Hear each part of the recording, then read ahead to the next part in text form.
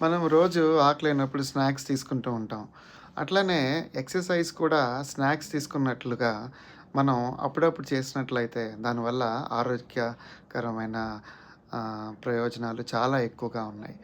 ఈ exercise snacks అంటే రోజుకి 10,000 స్టెప్సు, నడక లేదా జిమ్‌కెళ్ళి పెద్ద పెద్ద బరువులెత్తడం ఇయన్నీ చేయాల్సిన అవసరం లేదండి. మనం కేవలం మన పిల్లలతో ఆడుకున్నప్పుడు, లేదా మన పెంపుడు జంతువులతో ఆడుకున్నప్పుడు గానీ, మెట్లెక్కినప్పుడు గానీ, కొంచెం వేగంగా అంటే ఎంత వేగంగా అంటే, మనకు ఊపిరి తీసుకోవడం కొంచెం ఇబ్బందవ్వటం, లేకపోతే వేగంగా ఎళ్ళినప్పుడు సరిగ్గా మాట్లాడలేకపోవటం, అంత వేగంగా గనక చేసినట్లయితే దానివల్ల వచ్చే ఆరోగ్యపరమైన ప్రయోజనాలు మనకి చాలా ఎక్కువగా ఉంటాయి. ఈ నేపథ్యంలో మనం టిఫిన్ చేసిన తర్వాత ఒక 3 నిమిషాలు బ్రిస్క్ వాకింగ్ అంటే కొంచెం వేగంగా నడవటం. అదేవిధంగా లంచ్ చేసిన తర్వాత 3 నిమిషాలు, డిన్నర్ చేసిన తర్వాత 4 నిమిషాలు.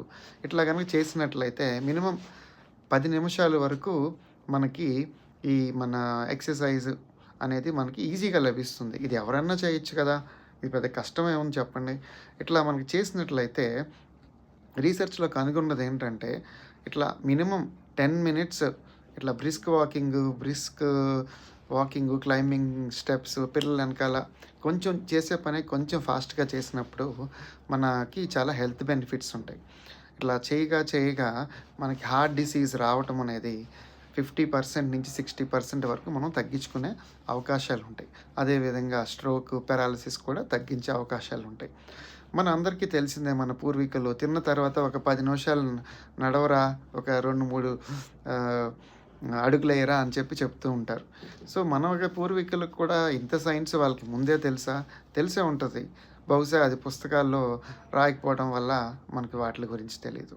ఏది ఏమైనప్పటికీ మనం మనకి తెలిసిందే. అట్లానే మనకి ఈ రీసెర్చ్ కూడా చెప్పింది 2 మ్యాచ్ అవుతున్నాయి కాబట్టి, మనం ఈ ఎక్సర్సైజ్ చేయటం పాటిద్దాం, ఆరోగ్యకరంగా ఉందాం. ఈ వీడియో నచ్చినట్లయితే మీ మీ కుటుంబ సభ్యులతో షేర్ చేయండి. అట్లానే లైక్స్ పెట్టండి. ఇంకేదైనా వీడియో మీద మీకు క్లారిటీ కావాల్సొస్తే గనక నాకు ఈ కామెంట్‌లో మెసేజ్ చేయండి. నేను నా పేరు డాక్టర్ చంద్రకాంత్. నేను gastroenterologist. I work in Fortis hospital, Bengaluru. Thank you. Good day.